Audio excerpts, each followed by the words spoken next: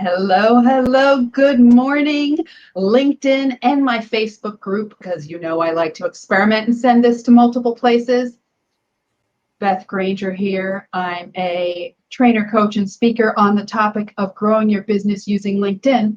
But on my LinkedIn Lives, I use it to introduce you to fascinating people through half-hour conversations. If you're watching us live on LinkedIn, please let us know where you're dialing in from. It's not the right term. Streaming in from on LinkedIn. If you're in the Facebook group, please give StreamYard permission to see who you are so you can comment and I'll know who you are.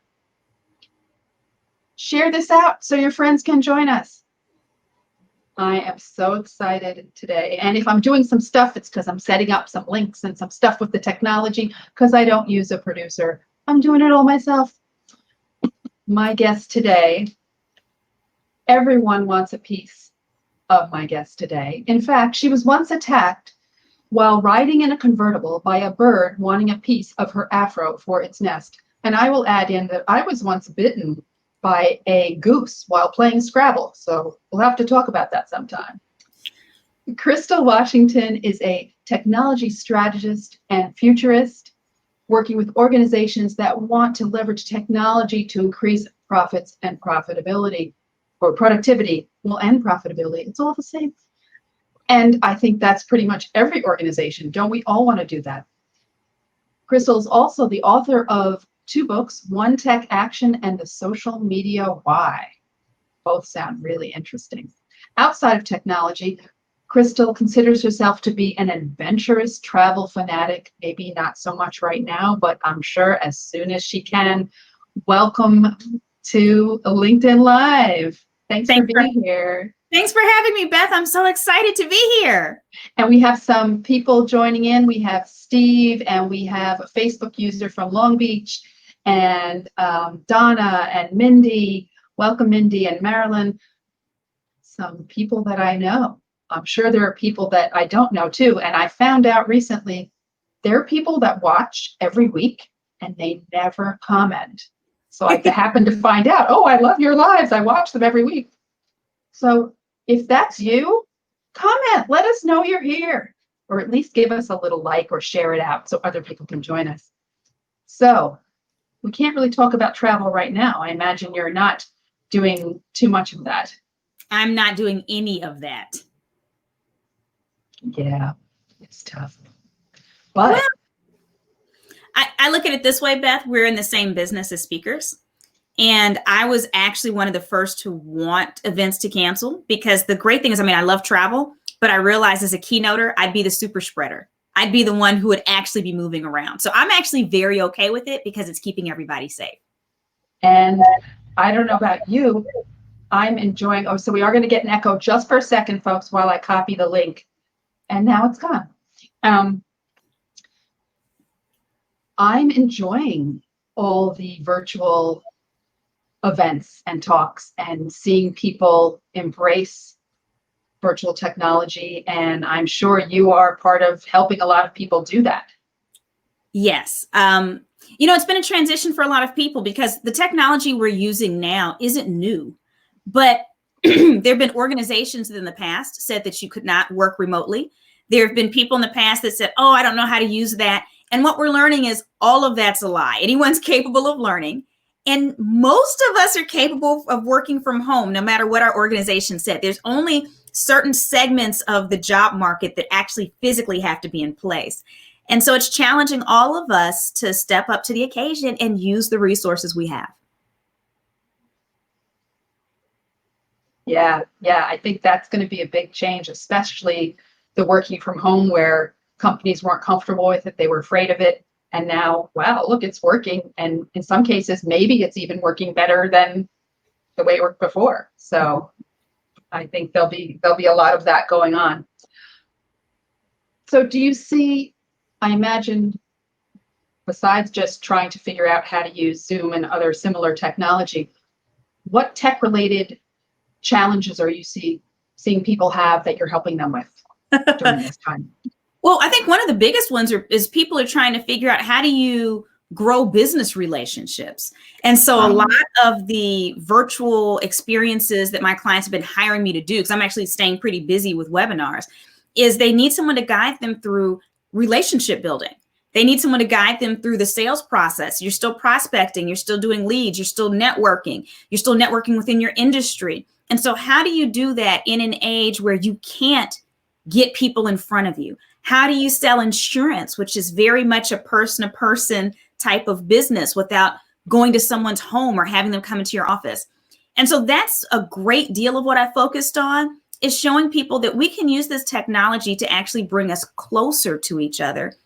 It's just, it's not the technology. The technology is just a medium, just like the television was. And so if you think about it differently and you set these things up differently and we change our wording, that gives us a different feeling about the technology that we're using. So that's one. And then two, how do you actually use the technology? So I'll give you a little freebie that might help everybody here. A big issue people are running into is bandwidth issues. And because everyone's, for a lot of people, we're not in the same situation, but there may be more people at home, right? So there are the kids that were homeschooling. There might be two partners, might be Grammy too, that's usually at some type of day activity place. They're all home. You're getting booted out of Zoom, or it's lagging. You don't know what's happening. For a lot of people, it's their router. Because most routers that you have has one little antenna like this. And what people don't understand is it's actually pinging through the different devices that are connected to it. It's not a constant stream. And so many people can improve their internet simply by changing their router to something called a MU-MIMO, which is basically multiple user output, and it has a bunch of antennas on it. So if you get one that has like 4 antennas on it instead, for most people, that will help. There's a lot of things that slow internet, but that's probably one of the easier fixes. I've thought of that in the past, even before all this. Mm-hmm. And some of the internet service providers make it seem like you can't get your own router and they won't support it. And there's a little bit of that going on. So I actually didn't, but I got something amazing. I got an access point. Okay. So my signal wasn't going quite far enough. Mm-hmm. And my son was home and he set it up. So I have it looks like a little spaceship hanging out that brings, and now I can actually work outside, right next to my house. Very that's powerful, because that increases your signal. What that doesn't help with is if you just have a bunch of people in your house. So there's so many different fixes we can use. So that's wonderful for your situation. I just think that everybody needs to be aware that there's little things we can do. And here's the thing. Yes, a lot of these providers, like you just said, make it sound like you can't get these things yourself. You can, and they'll support it. Go to YouTube, and no matter what it is you want to learn how to do, a British guy has already created a video to tell you how to do it. And so if you want to know how to connect a certain router with ATT Uverse, go to YouTube, ask a British guy. He'll tell you exactly what to do. I love it. I love it. And I'm going to throw up a comment here. I like Steve's comment. I don't see the issue as the technology. I see it as getting people to adapt to change from the way it used to be. And that's so true. I mean, I like change that I make, but change that's thrust upon me, I might be a little slower to adapt. Well, I think Steve makes an amazing point. That's wonderful. I do think a good portion of it has to do with change. Now, there is a segment of our population where technology is the problem. So, for instance, when we think about in the United States, how many people live in rural America, a much larger percentage than most of us are aware of. I've worked with clients where 10% of their base that I would be training live in a place that does not have access to the internet in the United States of America, right? Now, when they were coming into offices and things during the week, driving an hour, that was fine. So it's both. I think for most of us, Steve is on point, but technology is more difficult. And then we also have segments of the population that have survived and thrived without having to adapt and adopt the new technology because they're at the top of their A game in sales or whatever, starting 30 years ago. And they still have the relationships. And so that worked. Well, what happens when you can't see people face to face? So thank you, Steve. That is a wonderful observation. It's a little bit of both. Yeah. And then I've been noticing, I feel very lucky that for what I do, those salespeople that you mentioned are realizing they might have to bring on some new techniques and new ways to do it. So I've actually been very busy. And we have Mindy says that she got a 4 antenna router and dumped the ISP router, and it made a world of difference. Yeah, Mindy, I may do that. Plus, I just love toys and technology and troubleshooting. You have to be a troubleshooter these days. Yes. So what you said, there were some other challenges you were seeing. Any others that we didn't talk about? I think those are the main ones. I mean, there's tons of little challenges. I mean, you have the issue of in certain urban areas and some, it's not even just urban, I guess when we're looking at income distribution. So you can find this in rural or urban. There's some areas where people are having issues with their children accessing online school resources. Because if you live in an area that doesn't have it, or if you're too poor to afford it, imagine trying to have your child go through an e-course using a mobile phone. Right. It's not built for that. You see what I'm saying? Or attend class Zooms where they're trying to see that. So, you know, there's been a lot of technical issues that I've encountered, but most of the ones that I'm hired to solve, that clients have budgets for to bring me into their companies, have to do more with sales and relationship building. And then some technical stuff about setting up home offices. I've done a little bit of that. Which is quite an interesting conversation. You know, I feel like we're getting a glimpse into people's personal lives, but yet it's okay. You know, how a cat will come across the screen, or someone will hear somebody say, "Mommy, mommy," or whatever it is. And I like that that's becoming okay, that we're engaging as humans in a way that I don't think we did before necessarily. In fact, that brings me to my next question. Are there things that we should all be doing right now to keep that human touch while we're not in the office? I think we need to look for tangibles through the technology. That's a big piece. And so write that down. Yeah, look for tangibles through the technology. Tell me. And so don't be afraid to use technology to send people little gifts, or even those handwritten notes. These things matter more than ever before, because what we have to understand is that there are some people who have not touched another human since March. And the psychological impact that that's having on people that live by themselves, they might not be married, some people don't even have pets, is alarming. And then we have people some people who are working from home, that they're tired of the people they live with right now, right? So just any type of other little interactions. There are people that are putting their lives on the line, going out there in a variety of different fields, right? And so those things make a difference. And so what I've learned is that experiences matter. And this is personal as well as professional. So I'll give you an example. Things that I've done with clients, with family members to varying degrees. You can get on Zoom and do online tours. So you might go through tours of museums together. It's like you're taking a little field trip.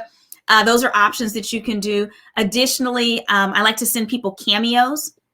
Cameo is a resource where you can hire anything from actual actors to kind of famous YouTubers and Instagram people to send personal messages to people. And they start at like $25 and they go up to hundreds depending on who you're trying to get. For instance, if you want Ice-T to like yell at people in his voice, it's like $300. I don't know why you want to send Ice-T to people, but you can. But it's a personal message. And in a time where people feel so isolated, sending them one of their favorite actors or actresses, addressing them by name, especially if they're a comedian, they add a little humor. It's brought people that I've done this for to tears, like literally to tears. I'm watching them on the phone as they're opening up their laptop, seeing it, right? I love it. Gift baskets, food baskets. I mean, there's all these services we can use to order these things all the time. Yep. This is when it matters more than ever, because this is when people need it. And so, yes, we can't see people in person, but we can still send gifts. We can still send letters. We can still have tangibles. We can still have field trips together. You know, whether that's using Google Earth to move around and visit different locations. There's tours on Google Earth. Or if you want to go through museums, as I mentioned, or different destinations, we can choose to make this an experience. We can choose to be human as we're not physically touching each other. Absolutely. I know I've enjoyed everything from having holidays on Zoom with my family, you know, everybody coming in to game night with my son who lives across the country. So we did that this week. I forget what it was called, but it was just there are these fun little games that you can play, and you bring it up online, and you see each other, and you're playing the game. And I've also seen some really interesting in-person things, the creativity that's happening outside of technology. So I live in the suburbs, and I heard honking. I said, what's going on? I went outside. It was the elementary school teachers doing a parade. They decorated their cars, and they were driving around past all of their students' houses, and the kids came out and they were waving at them, and a way to stay connected. I thought it was wonderful. Right. I mean, and so we all have these abilities to do things like this and stay safe. I mean, I have family here where I have one nephew, Beth, that since he was 2 weeks old up until 8, he spent an average of one night a week with me overnight, one day a week overnight with me since he's 2 weeks old. And so I haven't been able to touch him in all this time, but I still go by and I bake cookies, and it's a whole situation with the way, I'm in gloves and all this kind of stuff. And the drop off is hilarious because my family thinks I'm over the top, but I refuse to infect anybody. And I sit outside, I bring my own lawn chair, and so, but we can still connect with, and we play games, but we play games like tennis and badminton and things where we're not actually touching, but we still have interactions. And so no matter where you're at, personal, professional, we can find ways to connect. But as Steve said earlier, we have to be willing to adapt to change. And so it may not look the way it did before, but it doesn't mean it can't be powerful. Yeah, absolutely. And Mindy just commented that she works in the education space, and colleges have been embracing technology for virtual tours and of course for learning, but the tours, I like that, especially. Well, and Mindy brings up a great point, because Purdue is the first university that I've seen that actually had a VR graduation. And so their students were able to put on the headsets and experience graduation. So again, that takes, I hate saying out of the box because it sounds so corny, but it takes a really different, adaptable mindset to say, look, this is what we're dealing with. How do we turn this into an experience? And I'm sitting here. You want to talk about virtual experiences? One of my favorite things to do now is I jump on my Oculus Rift, and I go places, and I hang out with aliens, and I go to different locations. So how do we find experiences in the midst of all of this is the question. So this is just for me. I need to know this, but I'm sure there are other people joining us who do as well. Does that Oculus Rift work over glasses or no? I've never tried. See, they need to invent something where it automatically checks your eyes and adjusts so that you can see. And I think you should actually submit that idea to Facebook, because Facebook actually owns Oculus. Okay, I'm going to tell them they need to do this. I've never tried, because my glasses are not. Basically, I'm like Mr. Peanut. Okay, so I have excellent vision in one eye. And it's so excellent, I can't tell I have an issue with the other eye, but my doctor's like, I need you to wear glasses in case that other eye starts to go down, because plus there were no monocles. They don't sell monocles anymore. So that would be fun. I think I would look like a Mrs. Peanut. So tell me, I know a lot of people right now, there's just a lot going on in businesses and people trying to keep their businesses going. And I know people who have been laid off recently or sent on furlough. Mm-hmm. Do you think there's any suggestions you have for people who are feeling insecure in their careers or in their roles right now that they can be doing? Any suggestions? Yes. One suggestion is something that's in alignment with the type of stuff you teach, Beth. Number one is you need to refresh your LinkedIn profile. Okay. Keep yourself open to headhunters and recruiters, because believe it or not, there are organizations that are hiring right now. While there are some industries that are suffering, there are other industries that are cooking and ramping up. And I know some personally. I know managers personally who are hiring because they don't have enough people. And so I think this is the perfect time to polish that up if you're looking for a job, or even if you're not, because we don't know what the future. If 2020 has taught us anything, Beth, the world has changed twice in terms of our foundational knowledge of how it works, 2 times in 1 year. Yeah. I don't know about you. I don't know if I can take a third, but the point is that because we don't know what's coming, update your LinkedIn profile. Number 2, reach out to your professional contacts. This is not the time for you to go and go into your corner. You need to maintain your relationships. And if it sounds weird, this is actually an easy time to do it, because you can just reach out to someone and say, hey, Matt, I was just thinking about you the other day and laughing when I remembered how we talked about blah, blah, blah. There's so much going on. I just want to check in on you. How are you doing? It doesn't have to be professional. It doesn't have to be cheesy. I'm not saying be unprofessional, but just literally saying, how are you doing? That will open up a whole thing. And be genuine, please. So don't ask people this when you don't care. Like, people can feel our energy. But just reach out to people. And if you hear they're having a rough time with something, so for instance, if someone's saying, you know what, I can't, these resources for online learning aren't working for my kids. Well, Mindy might say, well, you know what? Here's a resource for you. Here's a website that'll kind of help your kid, because you said they have ADHD. This might help them with this 3rd grade reading. So don't be afraid to hand them resources that have nothing to do with your area of expertise. I've given out education resources. That's not my area, but I know that one of my clients, who actually happens to be, funnily enough, I mostly do corporate, but I have one client that's Mennonite Church USA. And so Mennonites have amazing online learning resources. And so when people mention those kinds of issues, I just point that out to them and send it to them. I'm not a Mennonite, but I'm like, here's a great resource. So maintain your connections, because literally that's what's going to float us in the, well, not literally, but that's what's going to float us in the future. Absolutely. So that's the most important thing any of us can do right now. Start reaching out at least to 1 or 2 connections a day, and keep those fresh. Keep them fresh, and look for ways to help them.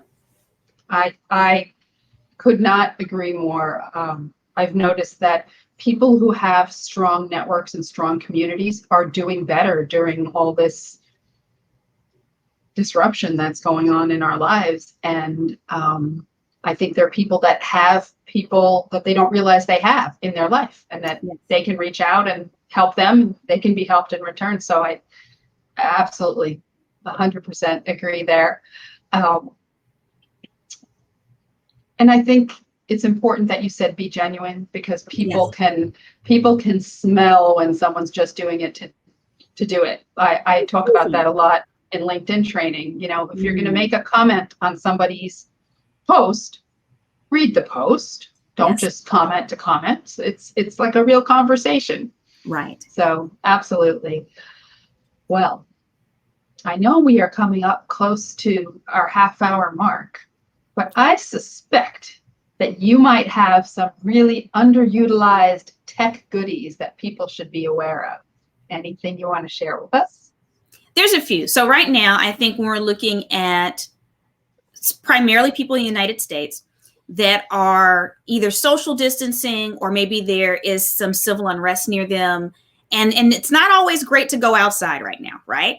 So there's some resources that I would suggest. Number one, I think that grocery, any type of delivery services, familiarize yourself with grocery and package delivery services, because you can even use this for family members that might be a little bit more advanced in age, or maybe their health is even more, maybe they're immunocompromised.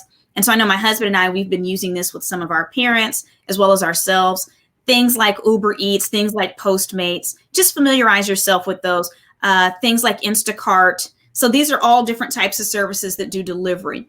Another thing that you can do for those that want to support small businesses right now, it's even when they're closed or the ones that don't allow for delivery, don't hesitate to buy gift cards to support your local businesses. And if you don't see gift cards available on their websites, try calling their number. So there's a lot of businesses that don't typically do them that I've called because I support them normally. And I say, hey, can we do this via PayPal or something? I get a certificate that says it, just need a manager to sign it or whatever. So look for ways in terms of technology to support your local community, because those tax dollars go back into the community, go back into the schools, and we got to keep those going. So I think those are some of the underutilized tools. There's so many when we talk about online tours and online experiences that are free. We're looking at Hamilton that's going to be free online. Yes. There's a lot of different shows, a lot of different tours, locations. Use those. Don't fall back with your kids just into video games and things. I'm not saying video games are bad at all, but we still need to have family time. And if you're not taking those family vacations or the family Sunday get out or whatever you normally do, use the resources you have to still craft the experience. I love it. Such good stuff. So, oh, and Steve says, great advice. Yes.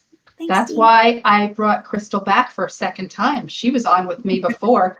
And so I knew she liked delivery services. She might have told a story last time about having ice cream delivered. And, and so maybe you have to quickly tell that one again, because I think it was very funny. Oh, I get all kinds of ridiculous stuff. Well, actually, let me give you a different one in case people have seen it before. So to tell you, I get all kinds of stuff delivered to the point where my poor husband doesn't know what's coming or going. And I used to be on the road a lot. So I'd always come home and there'd be Amazon boxes. And then like I open the door, Amazon boxes, judgmental husband behind it. Like, what's happening? What are all these boxes? So there was one point in time where we went to Tokyo. Okay. And I don't know how many of you, I don't know if you've been to Tokyo. Okay. But if you've been, you know, they have magic potties. Okay. Like these magical toilets that make sound and that have a blow dryer and bidet, like, and they're just the most amazing electric toilets ever. Right. So I get back into the US and I'm telling my husband, he's like, what's wrong with you? I had to look on my face. I said, I don't think regular toilets are doing it for me anymore. And he was like, wait, what? And I said, nah. And that was the end of the conversation. So about a week later, I come home from a multi-city stop for speaking. And there's a huge box, a huge Amazon box when I opened the door, and my husband behind it. And he's like, what is this? And I said, oh, don't, you're ready for this one? So as I start to open it up and he looks inside, he says, you did not order a Japan potty. And I said, but I did. And I installed it myself by asking a British guy on YouTube how to do it. So I get family members delivered from the airport. I get ice cream delivered. I get Japanese toilets delivered. We can't top that. I mean, seriously, folks, how perfect is that? I love it. I love it. So I feel like we have to end with that, but no, does anybody who's joining us, we have a couple minutes left, maybe 2, maybe 3. Any questions for Crystal? She is a wealth of knowledge and good stories. So please put those in the chat so that I will see them. Oh. So what I want to know, okay, in case we don't have any questions that come in. Okay. I didn't read this because it was longer, but in your intro, I hear you once followed a random barefooted mountain man with a machete up an active volcano. Where was that? That was in St. Vincent in the Bahamas. Nice. And it resulted, it's a very long story that I don't have time to, it's a hilarious story that I tell in like comedy shows. Next time. But the crux of how that happened is that I was following a gentleman who was getting married up this mountain with a few friends, and he didn't know what he was doing. And a lot of people die on this track. And we didn't know this, and he didn't know what he's doing. And I quickly realized he was going to get us killed. And the van service that drove us to the site kept saying, you need a guide. Can I get you a guide? I'll find you a guide. Please take a guide. Americans die. And so as we took a rest, because we were walking on this ledge that was about as wide enough for one person. If you slipped on either side, you'd fall about 200 feet and die. So we passed that. We sat down on these little rocks. And the rainforest near us opened up and you saw rustling. So you knew someone was coming through there. Something big was coming. And when this man came out with matted hair and a machete and barefoot, I don't know how to explain it, Beth, but my heart went, thank goodness. All the guys jumped up. They thought they were going to have to fight. Come to find out, he says, hey, there was a guy in a van that said there were some crazy Americans about to die up here that needed my help. And you're here to talk about it, which is wonderful. I paid him in granola. Yeah. I like it. You have the best stories. Well, thank you so much for joining me today on live, and those of you that engaged in the comments, and those of you that are just lurking and never comment. I love you too. I hope you all have a wonderful weekend. Take some time for yourself, for your family. And Crystal, any last thing you want to share? If people want to learn more about you, or where should they go? If people want to learn more about me, they can go to my website, which is crystalwashington.com. If they're looking for more tech tools on job search, growing a business, or even just having fun with their families, I do have my book, One Tech Action, available on Amazon. And that gives some really great, easy tips for busy people. Wonderful. I'll put the link in the comments when I go back and add to it after this. Thank you so much. Have a wonderful day. Bye-bye, everyone.